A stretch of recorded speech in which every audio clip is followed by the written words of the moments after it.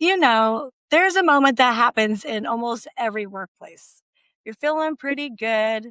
Maybe you actually slept well last night. You grabbed your coffee. You listened to your favorite song on the drive to work, rocking out, feeling good. You even told yourself, like, today's going to be a good day. And then somebody says, when you walk in the door at work, hey, you have a minute? Oh no! Why is that phrase so innocent and yet somehow our nervous system hears, please report to the principal's office immediately? Exactly. Or you see your boss's name pop up on your phone, no context, just, can you come see me? And Ooh. suddenly you're replaying every conversation you've had in the last 3 weeks. What did I do? Did I forget something? Am I getting fired? Meanwhile, they're just asking if you know where the good stapler went to, Or they just need help figuring out how to convert a PDF. right? Our bodies don't wait for the facts. They start creating a story. And that's kind of what the nervous systems do. They're constantly trying to predict what comes next so they can keep us safe. Yeah, and here's the thing. Most of us don't walk into work and become stressed out because of one event. We become dysregulated one tiny moment at a time. We get the notification, one tense meeting, one rushed conversation, one passive aggressive email, and one coworker's who's operating at a level 12 before you even had your coffee or breakfast. Hmm. So let's normalize something. If you've ever sat in your car before walking into work, taking one last deep breath, trying to gather yourself, you are not alone. I used to do that. Some days I Me just sit there too. with my coffee thinking, okay, body, we're going in. Right? I used to do the same thing. And I think so many people do that. Healthcare workers, teachers, therapists, first response, executives, social workers, parents, entrepreneurs, and even coaches. And honestly, anyone whose work has involved other humans, because humans come with nervous systems of their own, and nervous systems affect other nervous systems. That's the part nobody teaches us. We learn spreadsheets, policies, leadership strategies, communication skills, marketing, sales, project management, all that good stuff. But nobody teaches us, like, how to walk into a room full of anxious people without becoming one of them. Hmm, that's today's conversation. Not how to escape stressful workplaces, not how to become emotionally numb, not how to push through. We're talking about how to remain deeply rooted when the environment around you is anything but, how to become the calm in the middle of that storm, how to literally keep your shit together. Because here's what we believe at Sacred Soul Roots. A regulated nervous system isn't just self care, it's stewardship, it's leadership, it's compassion, it's wisdom. It's one of the greatest gifts you can offer the people that are around you. And if you're watching us on YouTube, we'd love to hear from you. What's the one thing at work that immediately puts your nervous system on high alert? Maybe it's the words, hey, can we talk? Maybe it's the last minute meeting. Maybe it's the Outlook notifications. Maybe it's Slack. Maybe it's walking to a break room where everybody's already complaining before the day has even started. So tell us, because chances are, if you've experienced it, thousands of other people have too. Yeah. Okay, take one deep breath with us. Let's roll our shoulders down, unclench our jaw, and notice if your tongue is glued to the roof of your mouth. Let it soften. Beautiful. Now let's begin.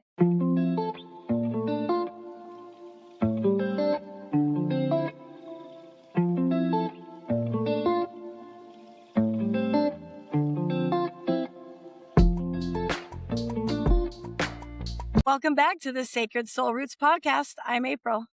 And I'm Angela. We're so grateful you're here. Whether you're listening on your commute, walking your dog, folding laundry, or maybe you're hiding in your office with your earbuds in because you desperately need 5 minutes to yourself. Welcome. You're among friends. Today is episode 3 in our 4-part series on nervous system regulation. titled How to Keep Your Shit Together When Everyone Else is Losing Theirs. Now we know that sounds a little cheeky, but this is a serious topic. We're talking about stress management in our everyday lives.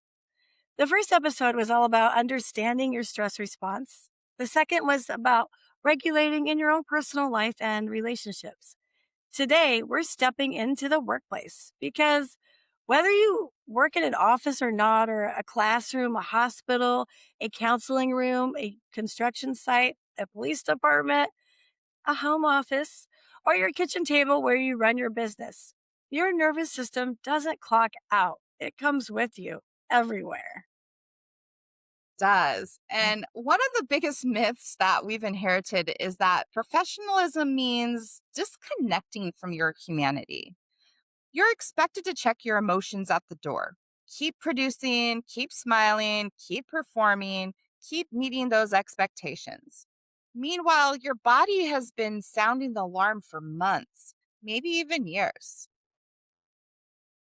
That's why we wanted to dedicate an entire episode to this. Because burnout isn't usually one big dramatic event, it's thousands of tiny moments where we ignore what our body has been whispering until eventually it starts screaming. Exactly. And I want to say something that might feel really freeing for someone listening today. Your nervous system is not sabotaging your career, it's trying to protect your life. Sometimes those protective strategies aren't serving us anymore, but they developed for a reason. And your body is not your enemy, it's your oldest friend. It's just speaking a language that many of us were never really taught to understand. That language is actually why we spend so much time teaching inside our stress response SOS training. We really focus on that. And you learn to recognize the signals your body is sending because everything begins to change when you're no longer reacting blindly to stress. You start recognizing it, you start responding more intentionally. And there is such freedom in that. Can I ask you something? Always. When you think back to your years in human resources, what was the first thing you remember feeling when you walked in a certain workspace? Not thinking, but like feeling. All right. I would say the air. Like, I know that sounds strange, but some buildings felt heavy. Like, you'd walk in, and before anyone ever even said good morning, you could just feel the tension in the air. People maybe weren't making eye contact. Nobody was saying good morning. There was like this feeling of rushed energy sometimes. People were walking fast. Nobody was like really Mm. breathing. And I remember sometimes thinking, something's off, even before I knew what it was. Yes, because your nervous system was gathering all that information before your conscious mind caught up. There's actually a name for that, and it's neuroception. Your body is constantly scanning the environment, asking, am I safe? Do I belong? Is there danger here? And what's fascinating is that most of this happens completely outside of our conscious awareness. Which explains why sometimes we'd have a new executive come into the organization and suddenly nobody feels safe. Nothing had even happened yet, but the energy shifted, meetings changed, people stopped being open and speaking honestly. It's like they became more guarded. And productivity, I think, probably even went down because everyone was spending so much energy just trying to like read the room and feel the different energies. Oh my goodness, yes. I saw this constantly working in psychiatric hospitals and child welfare. I'd walk onto a unit, and before anyone gave me a report, I could feel rather the environment had been calm or rather there had already been three crises before I even got there. Our nervous system communicates long before our words do. Ooh, that gives me goosebumps because I think we've all experienced walking into a room where someone has just had an argument. Exactly. Humans are beautifully designed for connection, but that also means we're designed to fill each other's activations. And that's wonderful when we're around regulated people, but incredibly exhausting when we're surrounded by chronic stress. And here's where I think so many professionals accidentally lose themselves. They start believing this stress is just part of my personality. No, maybe it's the environment you've been swimming in for the last 10 years. Maybe you've been borrowing stress that was actually never yours to carry. And I want everyone listening to really hear that. You've been borrowing stress that was never yours to carry. Mm. That seed we're planting today, that's the seed right there. Yeah. Not every emotion that you feel belongs to you. And not every urgency deserves your body. Not every crisis requires your nervous system to join the emergency. And just because someone else is dysregulated doesn't mean you have to become dysregulated too. We're going to talk about something we see all the time, how workplace cultures quietly train our bodies to almost always live in survival mode, maybe without us even realizing it's happening. And we're going to share some stories from HR, from mental health, from leadership, and from our own lives that just might have you laughing, nodding, and saying, okay, I was not the only one. So stay with us. We're just getting started. Okay, I have to ask you something because I know our listeners are probably wondering this too. Why is it that we can walk into work feeling completely fine, and then an hour later we're irritated, exhausted, anxious, overwhelmed, and wondering what happened? Nothing catastrophic even occurred. Why does that happen? Oh, I love this question because the answer is actually incredibly helpful. So, the first thing I want everyone listening to know is this: your body is doing exactly what it's designed to do. We are wired for connection. Thousands of years ago, paying attention to the emotional state of the people around us kept us alive. Like, if everyone in your village suddenly looked terrified and started running, you didn't stop and ask for a meeting agenda. You just ran too. Your nervous system learned to ask one very important question. If they're reacting, shouldn't I react too? The problem is our nervous systems haven't fully caught up with the modern workplace. Now, instead of outrunning a predator, we're reacting to Outlook notifications. Right? Seriously. Sometimes that little email ding feels like it's personally attacking me. Oh my goodness, exactly.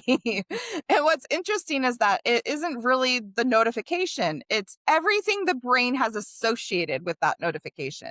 So your body starts filling in the blanks. Last time this happened, it was bad news. Last time my boss texted me after hours. The body builds associations. And I remember in HR, there were certain conference rooms in the building where I worked. Isn't that funny? It's like not people, not Mm. meetings, but the conference rooms. There was one room where the difficult conversations always happened, whether it be like performance reviews, corrective actions, layoffs. That was tough. Benefits meetings, investigations. Eventually, people would walk by that room and I'd literally see their shoulders tense up. Nobody even had to say anything. It's like their body remembered. My goodness, that gives me chills because it's such a perfect example of how our nervous system creates maps. Places have memories, sounds have memories, smells have memories. Even certain people can become cues, not because they're dangerous, but because your body learned to associate that with them with stress. You know what I compare it to? Weather versus climate. So, stressful moments are weather. Everyone experiences storms. That's completely normal. But chronic workplace activation becomes the climate. When every single day feels like a storm, eventually your nervous system stops expecting sunshine completely. Wow. Let's stay there for a minute because I bet somebody listening really needed to hear that. A stressful meeting doesn't necessarily create burnout. hard client to deal with doesn't necessarily create burnout. A busy week doesn't even necessarily create burnout. It's when your body starts believing this is my normal. Exactly. That's when something really sneaky happens. You adapt. You Mm. become incredibly functional inside dysfunction. People start complimenting you. Oh my gosh, you're amazing under pressure. You know, you always Yes. stay late. You can always count on you. You never complain. Meanwhile, your digestion is falling apart. You're waking up at 3 in the morning. Your shoulders are somewhere up in your ears, and everyone thinks you're thriving. Oh my gosh, that's so true. It's those are good points. So let's talk about functioning anxiety because that one deserves probably its own episode. People might say, "You know what? I'm doing great." And then they list off 12 symptoms that actually say otherwise. I'm fine. I just grind my teeth. My stomach hurts. What else is there? I have migraines. I can't remember anything. I snap at my family. I cry in Target. But other than that, I'm doing great. Oh my goodness, the Target cry. That's real. It is because probably Target is safe, right? You've held it together all day long at work or whatever you've been busy doing. And then suddenly you're standing in the candle aisle wondering why you're crying over a throw blanket. Oh, your nervous system is saying, finally, we can let go now. You know what stands out to me after all those years in human resources? Hmm. It's like people assume HR is all policies and paperwork, but honestly, it's people carrying invisible stories. I remember sitting across from employees who came in convinced they were in trouble. And before I even opened my mouth, I could see it. Their breathing got shallow, their hands started wringing together. Some wouldn't make eye contact, some talked really fast, some barely spoke at all. And I remember thinking, this isn't about me. This is about every authority figure their nervous system has ever encountered. Mm. Maybe they had a parent who yelled at them. Maybe they had a boss who humiliated them. Maybe they've been fired unexpectedly before. And the body doesn't really separate those experiences. It simply asks, am I safe? Especially in the HR office, right? Yeah. But it wasn't all bad. And it's like I learned that one regulated conversation could completely change how someone left my office. Sometimes they weren't scared of the conversation, they were just scared of how their body felt during the conversation. Ooh, that's such an important distinction because people often think they're afraid of conflict. And sometimes they're actually afraid of sensations that conflict creates. The racing heart, Mm. the tight chest, the Yes. shaking hands, the dry mouth. The body says danger, even when the conversation itself is respectful. I remember one evening working at the psychiatric hospital. Things had been calm all day, and then one patient became highly dysregulated. Within minutes, staff members started speaking louder, patients became more agitated, people started moving faster. You can literally watch activation spread through the building. And I remember intentionally slowing myself down, not dramatically, just one slow breath, one soft voice, one slower walk, one grounded posture, because I knew if I joined the chaos, I would become part of it. But if I stayed regulated, the nervous system could become an anchor. Later Mm. on, one of the newer staff members asked me, how are you staying so calm? And I smiled because that answer wasn't, I'm calm. The answer was, I'm practicing. And there's a difference. Oh, that's good. Can we say that again? That was good. Absolutely. People think regulation is a personal trait. It isn't, it's a practice. Some days it comes easily, and some days you have to choose it over and over and over again. Can we give everyone listening permission for something? You don't have to be the strongest person in every room. You don't have to absorb everyone's emotions to prove you're compassionate. You don't have to carry everyone's workload to prove you're valuable. And you don't have to be exhausted to earn your paycheck. Somebody needs to hear that today. Mm. Compassion doesn't always require self abandonment, empathy doesn't require self sacrifice. Leadership doesn't require chronic nervous system activation. In fact, the opposite is often true. The more regulated that you become, the safer other people around you feel. I love that.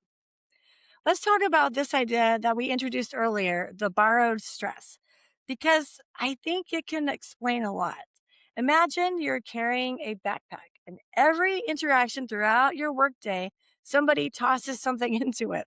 Your boss's urgency, your coworker's frustration, your client's disappointment, the family's grief, the Mm. patient's fear, the student's anxiety, the company's financial concerns, the deadline, the inbox, the meetings. And by 5 o'clock, you're carrying 50 extra pounds. And then you go home and you think, well, why am I so exhausted? Maybe because you've been carrying things your body was never meant to hold. Yeah, you need to close that backpack. And here's the beautiful news. Awareness lets us unpack the backpack. That's what regulation is. It's not Yes. pretending nothing happened. It's intentionally asking, what belongs to me and what can I lovingly set back down? Because not everything you carry belongs to your story. Mm, I love that. What belongs to me? I think that's the question every professional should ask before they walk through the front door of their homes at the end of the day. Before you greet your family, before you hug your kids, before you answer another darn email, pause, Mm. breathe, and ask yourself, what am I about to bring home that actually doesn't belong in my home? Because one of the greatest gifts you can give your family isn't perfection, it's presence. In this next part of our conversation, we're going to go even deeper. We're going to talk about why high achievers, caregivers, leaders, coaches, therapists, teachers, healthcare professionals, and entrepreneurs are especially vulnerable to nervous system overload. We'll also introduce some of the practical tools from our stress response SOS framework, including how to recognize activation in real time before it hijacks your day. Because here's what we want you to know: you don't have to become less compassionate. You don't have to care less. You simply have to stop carrying what was never yours to carry in the first place. Beautifully said. So take a deep breath with us. It feels nice, right? Unclench your jaw, drop your shoulders, feel your feet flat on the floor. You're already practicing. And every small moment of awareness is a microdose of feeling better. Have you ever been told, you're just so strong? Wow, you're the calm one. You can always be counted on. You've got this. Now, at first, those do sound like compliments, right? And sometimes they are. Have you ever noticed how quickly those compliments quietly become expectations? Yes. And those expectations can become identities. One of the things I see over and over again, whether it's in therapy, leadership, crisis work, or coaching, is that people everyone depend on often become the people who never feel like they can fall apart. Not because they don't need support, but because somewhere along the way they learned, if I'm the strong one, I don't get to need anything. Mm, Mm. I felt that one. Yeah. There were seasons in HR where I was the person everyone came to, whether it was like managers, employees, leadership team members, people crying in my office, people angry in my office, Mm. people sometimes feeling confused, and even people grieving and sharing their personal stories with me. Even celebrations too. People would come in celebrating and every emotion found its way to HR, I swear. And I genuinely loved serving people. But if I'm honest, there were days I'd get into my car at the end of the workday, just sit there, not even go anywhere yet, not even turn the car on, just sit for a moment. Not because I didn't want to go home, but because my body just needed a few minutes to catch up with everything I had just carried throughout the day. Have you ever done that? Just like sat in the driveway, staring straight ahead, not scrolling your phone, not thinking, just existing because your nervous system hadn't had one quiet moment all day. Oh my goodness. Yes, I have done that many, many times. Ugh, I think so many listeners just nodded with us here. And here's what I'd like everyone to hear: that doesn't mean that you're weak. It doesn't mean you're not cut out for your profession. It doesn't even necessarily mean that you're burned out. It means you're human. Our nervous system were never designed to process an endless stream of other people's emotions without intentionally having some type of restoration. There's a phrase we use a lot at work: don't mistake adaptation for identity. Mm. Let's sit with that for a second. People will say, I'm just an anxious person. Maybe. Or maybe you've spent 15 years in environments where your nervous system had to stay hypervigilant just to keep up. People say, I'm just a people pleaser. And maybe that's true. Or maybe your nervous system learned that keeping everyone happy felt safer than risking any type of conflict. And there's the people that say, I'm terrible at resting. Again, maybe. Or maybe your body has learned that slowing down was never safe because there was always another crisis just waiting for you around the corner. See the difference there? One is an identity, the other is an adaptation. And adaptations can change. Well, that is so freeing, actually, because if it's an adaptation, it's not who you are, it's what your nervous system has learned to do. And what the nervous system learns, well, it can unlearn. Or maybe Exactly. a better word is remember. We love that word at Sacred Soul Roots because we're not trying to become someone new. We're remembering who we are before the survival mode became our full time job. Yes, that is it. We're remembering the version of ourselves that knew how to breathe deeply, to laugh more easier, to be present, to create, to connect, to rest without having guilt. We're not adding something, we're returning to something. So true. Can I tell you one of my favorite HR stories? Oh, please do. I'm changing a few details to protect confidentiality, but the Yes. lesson is the same. There were two employees who absolutely could not stand each other. Every single email brought up emotions. Every single email felt tense. Every meeting was awkward. Every interaction turned into frustration and sometimes anger. And eventually they both ended up in my HR office. Each one was Oh. convinced the other person was the problem. So we started actually unpacking what was happening. One person's nervous system interpreted short emails as rejection. The other person's Mm. nervous system believed being concise was respectful because they didn't want to waste anyone's time. So neither one intended harm, but their individual nervous systems were speaking completely different languages. So by the end of the conversation, one of them looked at me and actually said, so it was really never about the email? And I smiled. And I said, no, no, no. The email was just the match. The nervous system was the gasoline.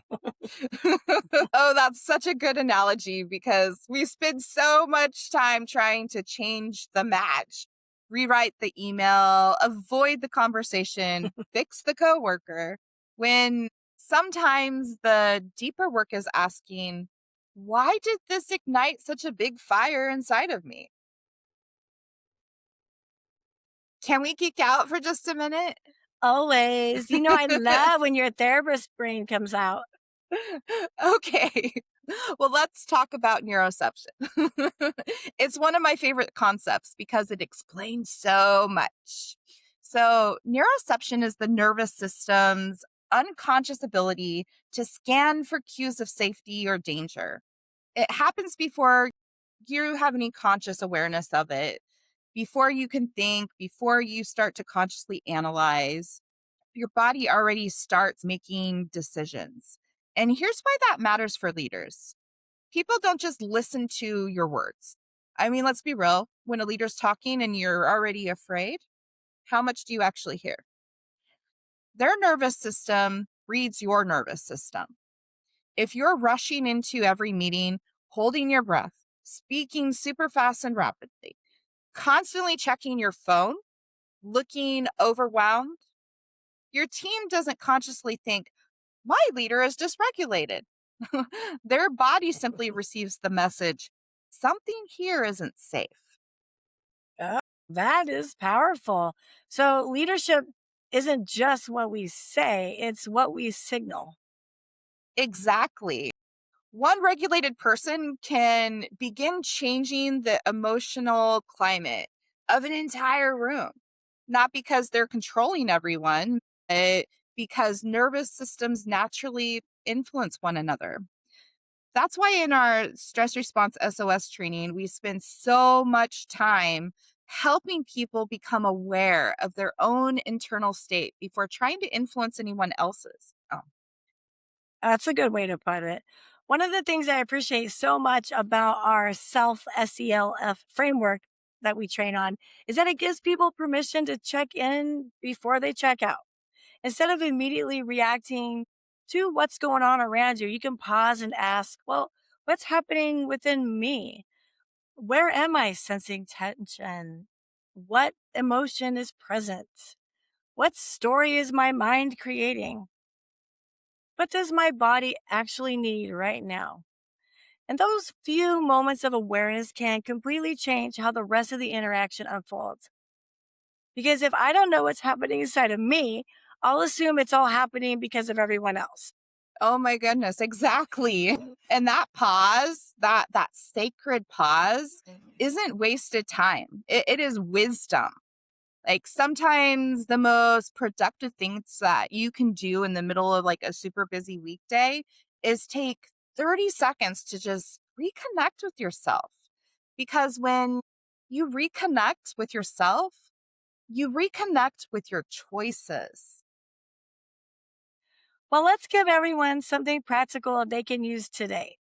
Imagine you've just left a difficult meeting. Your heart is racing, your shoulders are tight, and you're about to walk into another meeting.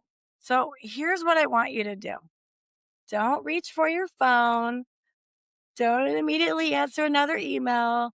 Just do that sacred pause we talked about. Pause. Put both feet on the ground. Feel the support beneath you. Take one slow inhale through your nose and a long exhale through your mouth. Look around the room.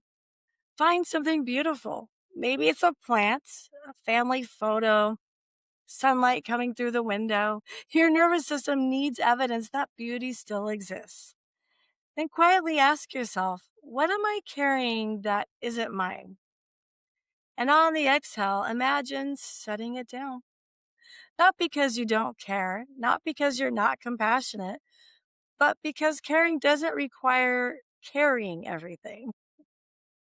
That right there is one of the biggest misconceptions about compassion. People think that boundaries reduce compassion. Healthy boundaries actually protect compassion.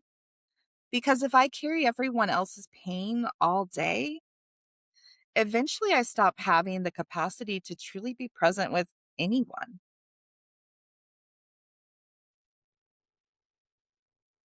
You know, that's one of the reasons we created Stress Response SOS. We were watching incredible professionals leave the careers they genuinely loved.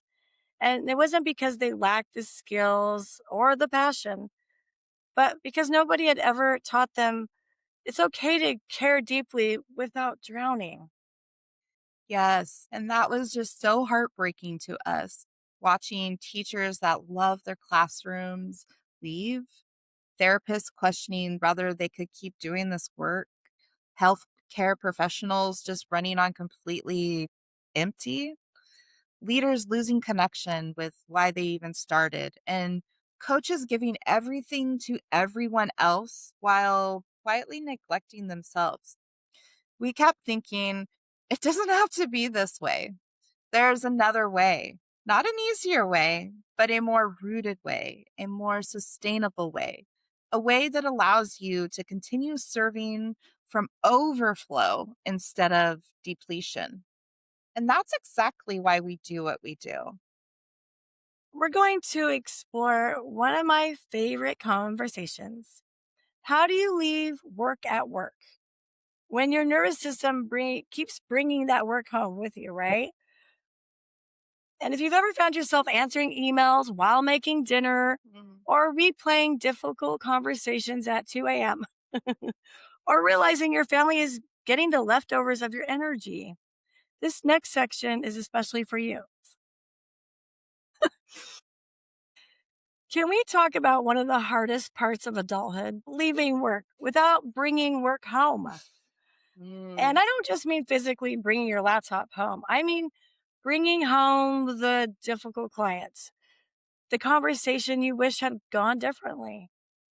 Maybe the student you worried about, the patient whose face you just keep seeing, this employee who's struggling employee. That's hard. Other stuff, the business numbers, the inbox, the weight of the responsibility. I think so many of us kind of clock out, but our nervous systems never do. That lands deeply. One of the things I used to notice after long days in crisis work was that my body would still be scanning for emergencies. Like, even when I'm sitting on my own couch, my ears were listening for problems, my eyes were Yeah. looking for like what needed my attention, and my nervous system had learned stay ready. The problem was that home wasn't asking me to stay ready. Home was inviting me to arrive. And there's a big difference there. I wonder how many people listening realize that maybe their body is still at work, even though they may have left hours ago. You know what's interesting is nobody ever taught us how to transition. We learned how to start our workday. We learned how to be productive, even how to multitask, doing lots of stuff at the same time, almost, right? We learned how to hustle, but nobody ever said, here's how to let your body know the workday is over, it's complete. It's almost like we're Right. expected to slam the laptop shut, drive home, and magically become fully present spouses, parents, partners, neighbors, friends. But our biology doesn't work like that. It needs a bridge. You are so right. It definitely needs a bridge.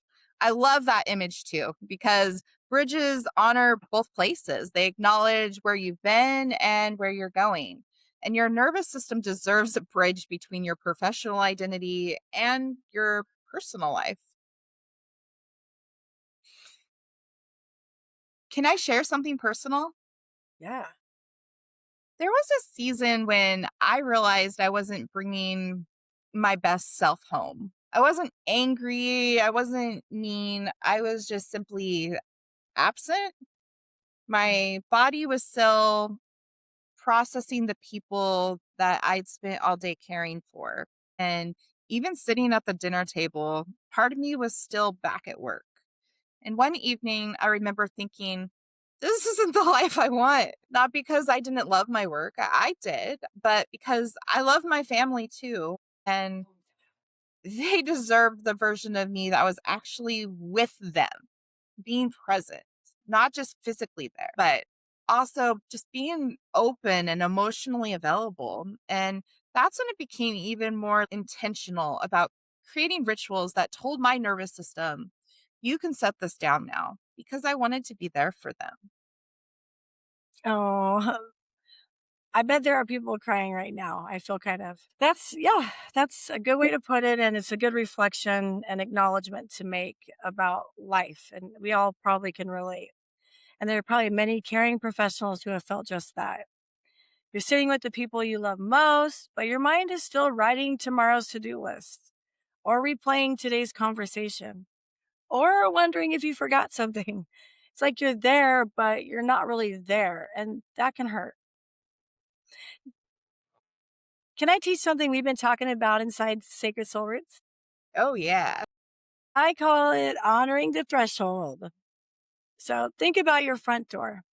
Most of us barely notice it, right? And we walk through it while answering texts, thinking about dinner, or carrying on a phone call. What if instead your front door became sacred? Not in a complicated way, but in a beautifully simple way. Every time your hand touches the doorknob, you pause.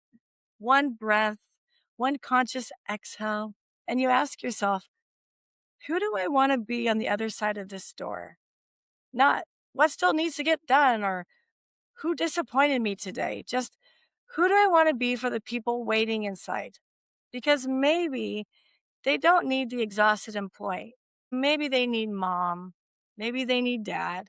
Maybe they need their partner, their friend. And maybe you need yourself. That's beautiful. And what I love about that practice is that it isn't pretending the day didn't happen. It's simply choosing not to drag every unfinished moment across that threshold. Your family shouldn't have to compete with your inbox, and neither should your own peace. That's true. So let's have a moment for all our work from home friends, because let me tell you, working from home does have wonderful gifts. But one challenge is that your nervous system doesn't always know when work is over. You might answer one last email, then you're folding laundry, and then you're making dinner, and then you're back on your laptop, and then you're helping with homework, then you're checking socials again. Your body never receives the signal. You know what? The workday has ended. Exactly. That's why physical ritual matters. Maybe it's changing your clothes. Maybe it's taking a 5-minute walk, lighting a candle, or making a cup of tea. Maybe standing outside barefoot for 2 minutes. That's one of my favorites. Mhm. You're not doing those things because they're trendy. You're giving your nervous system a clear message. We're crossing into a different chapter of the day. I enjoy a quick rinse down at the end of the day too. Just taking a quick shower. It just helps kind of Mm. wash away the day and help me start the next part of my day with the family after work is done. And thinking about this stuff too is one of the reasons why we love our biodimensional integration sessions so much because people do come in saying, I don't even know why I'm overwhelmed or feeling the way that I'm feeling. And within minutes, they realize they haven't been carrying one stressful week. They've been carrying years of stressful weeks, layers, professional identity, family expectations, old stories, grief, responsibility. The body remembers everything we don't process. And sometimes we simply need a safe place to unpack that backpack. Yes. And I love that you use the word unpack because healing isn't about fixing. Sometimes it's about having permission to stop carrying. Can we also talk about something we've learned the hard way? Recovery isn't accidental.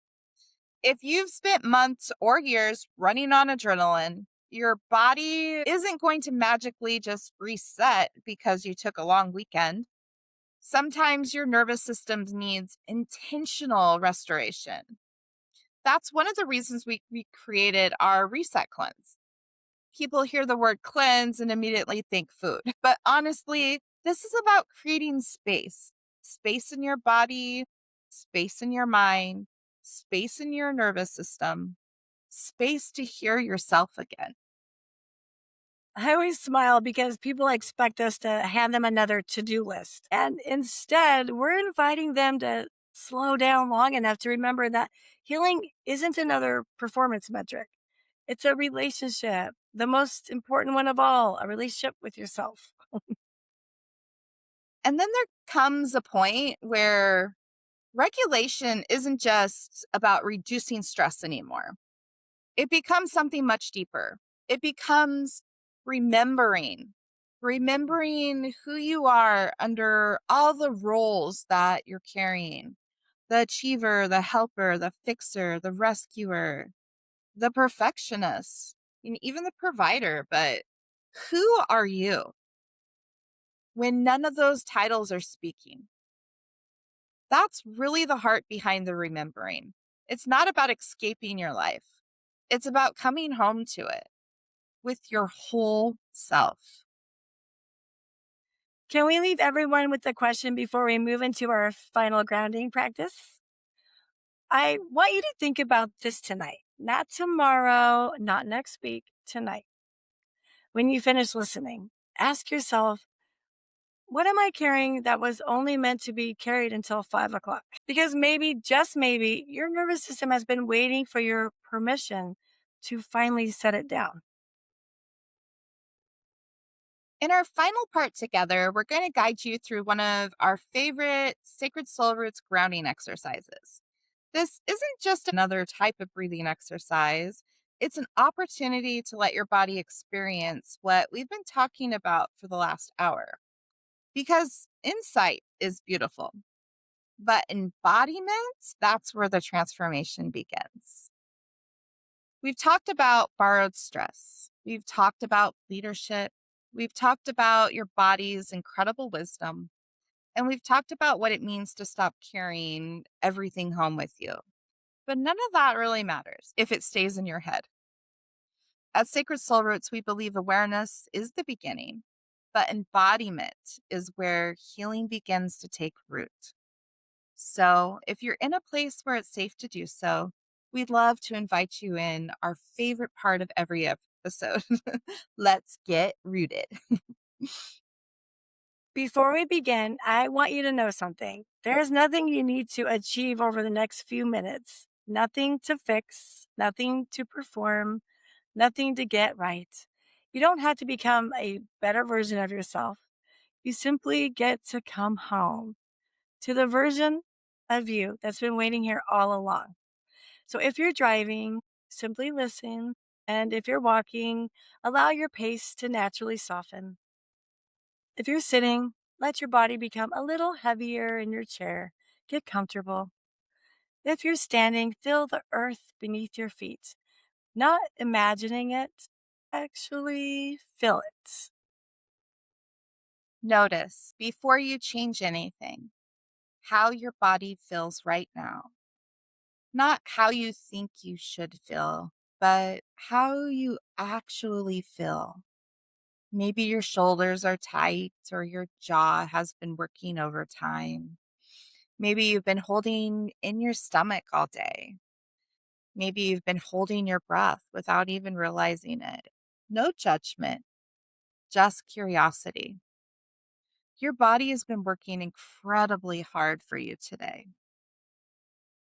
Let's thank it instead of criticizing it. Now, very gently, take a slow breath in through your nose. Not your biggest breath, just your truest one. And slowly let it go. Again, breathing in, allowing your ribs to gently expand, and breathing out, let your shoulders melt. One more time, inhaling, I receive, exhaling, I release. Beautiful. Now, let your eyes slowly begin to wander around the room. There's nowhere specific to look. Just allow your gaze to gently explore. Notice the light, notice the colors, notice the shapes. Maybe you see something that makes you smile, a favorite mug, a photograph, a plant, a window, a blanket. Let your nervous system receive evidence that in this moment you are safe enough to notice beauty, because our brains become very efficient at scanning for problems. But today, we're practicing scanning for goodness. Now bring your awareness to your feet, whether they're inside shoes, resting on a rug, or touching cool grass outside. Feel the points of contact. Imagine, just for a moment, that beneath your feet, roots are gently growing, not in a magical way, in a remembering way. Just like the roots of an old oak tree, they know exactly where to go. They aren't rushing, they aren't forcing, they simply grow deeper, steadier, stronger. As your roots reach downward, feel your shoulders become lighter because roots don't just anchor us, they support us. Perhaps your body has been trying to hold itself together all day. Right now, allow the earth to hold you instead. Now, bring to mind your workday, not every detail, just enough to notice it. Perhaps you picture your office, your classroom, your clinic, laptop, patients, clients, maybe your coworkers. Notice without judgment what you're still carrying. Maybe it's one conversation, maybe it's someone's disappointment, maybe it's responsibility, or maybe it's uncertainty, grief, perfectionism. Maybe it's simply exhaustion. Quietly ask yourself, does this belong to me? If the answer is yes, place your hand gently over your heart. We'll honor it. If the answer is no, imagine setting it beside you, not throwing it away, not denying it, but simply recognizing it was never yours to carry home.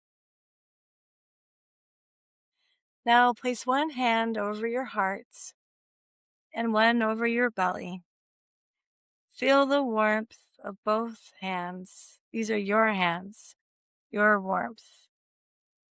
Your body has been with you through every meeting, every hard conversation, every success, every disappointment, every deadline, every dream. Your body has never stopped trying to protect you. Maybe today, instead of asking, why am I like this? You can ask, what has my body been trying to do for me? Feel the difference. One question creates shame, the other question creates compassion. And as you continue breathing, I'd like you to imagine yourself standing outside your front door, whatever that looks like for you, your apartment, your house, your RV, your cabin, your dorm room, your tiny place in the world. Before you reach the handle, pause. One breath, one sacred pause. Ask yourself, who do I want to be on the other side of this door? Not what still needs to get done, not what did I forget. Simply, who do I want to be? Perhaps you want to be present, patient, playful, gentle, curious, rested, connected. Choose one word, just one. Carry that word with you as you imagine. opening the door. As you step across that threshold, imagine setting your work bag down, even if you don't carry one physically. Your body has been carrying something. Watch yourself gently placing it on the floor, and then walk into your life, the one that's waiting for you, the one that deserves the whole of you, the people you love, the dog that's wagging its tail, the child who's excited to tell you something about her day, the partner who's been waiting to hear your voice. Or perhaps it's a simple, quiet evening with yourself. Whatever is waiting, arrive there. Not perfectly, just wholeheartedly. Friends, before we close today, we'd like to leave you with a blessing. May you remember that you do not have to carry every burden to prove you care. May you discover the boundaries can be an act of love. May your nervous system learn that rest is not something you earn, it's something you were created to need. May your work be meaningful without consuming your identity. And may your home become a sanctuary, not another workplace. And may you continue remembering again and again that beneath every role you've ever carried, there is still you, whole, worthy, deeply rooted, exactly as you are. Thank you for spending this time with us today. If something in today's conversation touched your heart, we'd love to invite to share this episode with someone who's been carrying a little too much lately. Because maybe they don't need another productivity hack. Maybe they need permission to exhale. So if today's conversation resonated, we'd love to welcome you into the Sacred Soul Roots community. Whether you're looking for practical nervous system tools through our stress response SOS, a gentle opportunity to restore through our SSR reset cleanse, or the deeper one on one support with our biodimensional integration sessions, and even a soulful journey back to yourself through our program called The Remembering. Know that we've created each offering with the same intention we've held throughout this conversation, helping you come home to yourself, one rooted step at a time. Most importantly, we hope you'll come back next week for the final episode in our 4-part series, because we've saved something really special. We're going to explore what it means not just to regulate your nervous system, but to begin building a life that supports regulation every single day. A life that doesn't require constant recovery. A life that nourishes your body, your relationships, your purpose, and your soul. Until then, be gentle with yourself. Notice the beauty around you. Take the sacred pause. Remember, you don't have to absorb an environment to belong in it. And wherever this week takes you, stay rooted. All right, send in love. Thank you. Bye. Bye.